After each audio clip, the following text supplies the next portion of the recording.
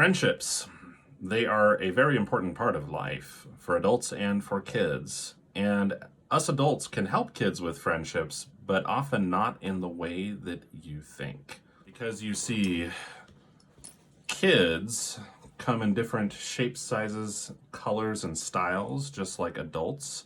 And sometimes appreciating those differences can be a really big way to help kids have good friendships.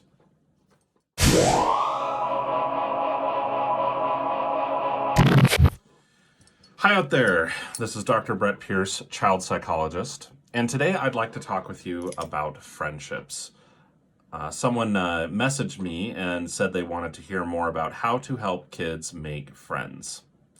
That's a very good question and a very loaded and complex subject, as is so often the case with child psychology, but would love to do a video on it. Probably would have to be multiple parts, but I'll do my best to cover the basics today. So if you've subscribed to me before, and I do encourage you to do so by clicking a button down there, particularly if you're a return viewer, you've probably seen these two. I don't even know what they are. I believe they're called fugglers. Like literally, that's the name of the toy. Kids can come in many different shapes, forms, and sizes. And when it comes to friendships, your psychological style, I guess, can be a really, really big thing. So you have some people who are kind of like red, which is to say, extroverted, likes very comfortable in social situations, likes a lot of activity, likes a lot of acquaintances, likes parties. And then you can have someone who's blue, a little bit more kind of quiet, thoughtful, introverted, doesn't like big social situations. And then you can have, kind of anywhere in between. And you can have some kids who are definitely one way in one context and another way in another context. So that's going to be one of the first big points we're going to make about friendships, is that we really need to be thinking about what kind of a personality does your kid have and what seems to work for them. That's the first one. The second thing that we're going to talk about regarding friendships and having successful ones with kids is the importance of connecting kids with other kids who are like them, other kids who are into the same things that your kid is, because it feels like there's basically two big avenues for kids to socialize these days in, at least in the United States. There's school and then there's sports. And depending on the kid, that may or may not go over so well.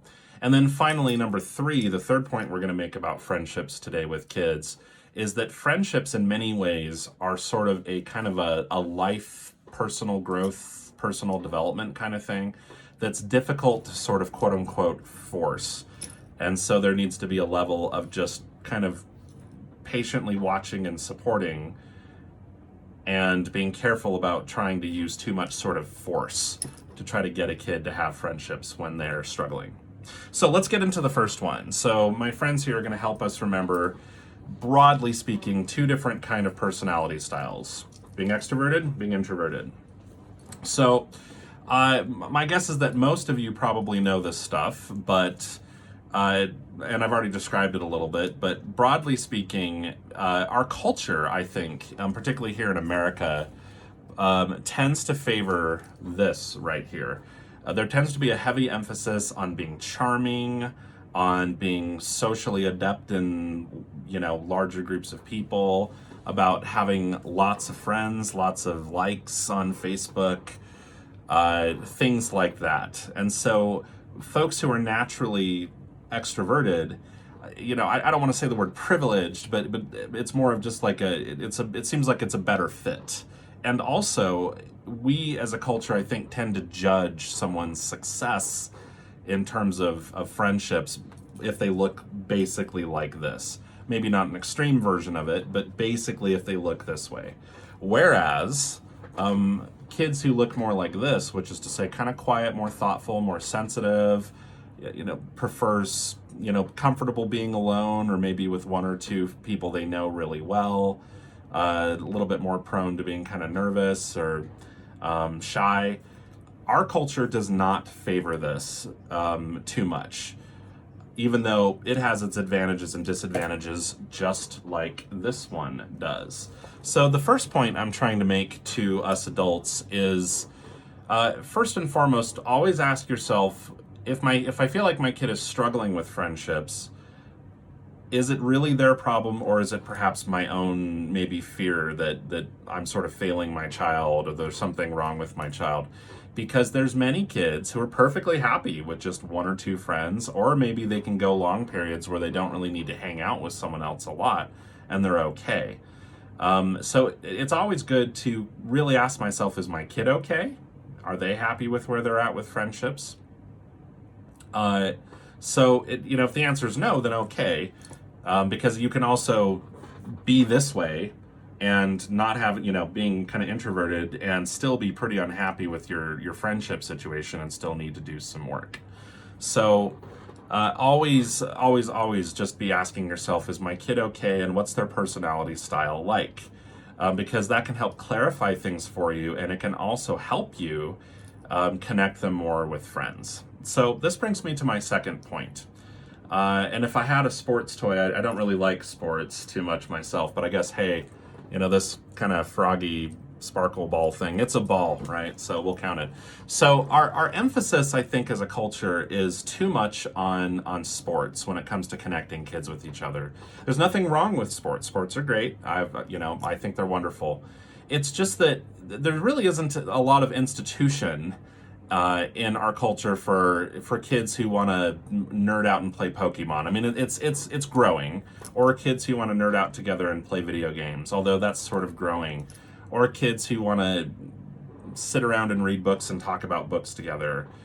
There really aren't a lot of big institutions, and so kids who are into stuff like that a little bit more, gaming, reading books, whatever, hobbies outside of sports, we just want to be thinking about that, because very often what I'll see is you have a kid like this and kids like this don't inherently not like sports. It's just that you might have a kid like this who really isn't that into sports, and then we go, well, you need to make more friends and be better socially, so we're going to put you in a situation where you don't like it, and you're probably not going to relate too well to the other kids there. Because one great way to meet friends is to go hang out around people who like similar things as you.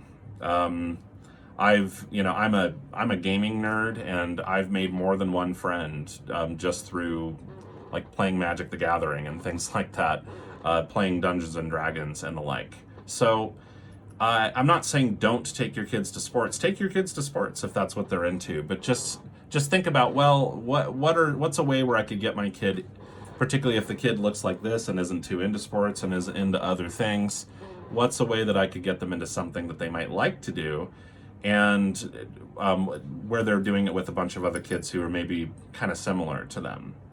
So the third point that I'd like to make about friendships and kids, it's a little bit of a more vague one, and one that's sometimes harder for folks to hear, is that when push comes to shove, friendships are largely just a personal thing that, it's hard to force them. I mean, you can reach out for them. You can put yourself into situations where you're more likely to connect with people. There's definitely skills that you can and can't learn, or can and should learn. I mean to say can and can't. But it's not something that you can sort of force, like solving a math problem exactly. And so when push comes to shove, it's a good idea as adults for us to have the standpoint of hearing, understanding, validating, and supporting kids when it comes to friendships, rather than trying to solve the problem too much. I mean, there's plenty of times where trying to solve the problem is a great idea. However, in general, we want to have a lot of openness and create a lot of space when we're helping a kid who's struggling with friendships to think, to feel, to kind of learn and grow from their own personal experience. And we want to watch out for an urgency inside of ourselves that says, oh my gosh, my kid has no friends. What are other people going to think of me? My kid's not okay because they don't have any friends.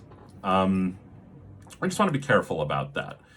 Because it's something that can sometimes cause us to be just a little bit too urgent in trying to solve the friendship issue for kids, as though it's like a math problem or something like that. Those are the big 3 points I'd like to make to you today about friendships. Number one, it's just good for us to understand that kids are different, and some people can be very dramatically different from each other in terms of their social and friendship needs. And either one can struggle. You could have an extroverted person who is the life of the party. A million people know them and like them, but they feel very, very alone because they have a hard time connecting on a little bit more of an intimate level, I guess, sometimes, if they're struggling at least. And then you can have introverted folks who maybe, have one or two friends, don't need to hang out with them a ton, but feel very, very, very satisfied inside themselves with, with their friendship status. And I guess another quick point on that subject is just generationally, having friends through social media, through Skype, through Discord, through gaming networks like PlayStation Network and things like that is becoming more and more common. And there's many people, younger folks, who feel very satisfied and with that kind of a situation. So I'm not saying right or wrong. I'm just saying generational difference, and let's just try to be aware of that. So the next point that I was making was that we need to be careful about only having sports in school being the avenue for kids to meet friends. School can be great. Maybe there's clubs surrounding things that your kid is interested in, and we need to encourage them to join. The point is, try to get your kid around other kids who like the same thing, and therefore can connect on that level. And the third point that we made today was that friendships, when push comes to shove, is a personal issue and an issue of personal growth, which can require a lot of sensitivity and support. And so we need to be thinking about how to be available and supportive, not necessarily trying to we've got to fix this issue and get you some friends, because sometimes that doesn't necessarily take us the direction we want to go. So, thank you for listening. This is Dr. Brett Pearce, child psychologist. If you enjoyed this video, do please subscribe, give me a thumbs up, and smack that bell notification so that you can be notified when my next video goes live. For now, we will see you in the next video.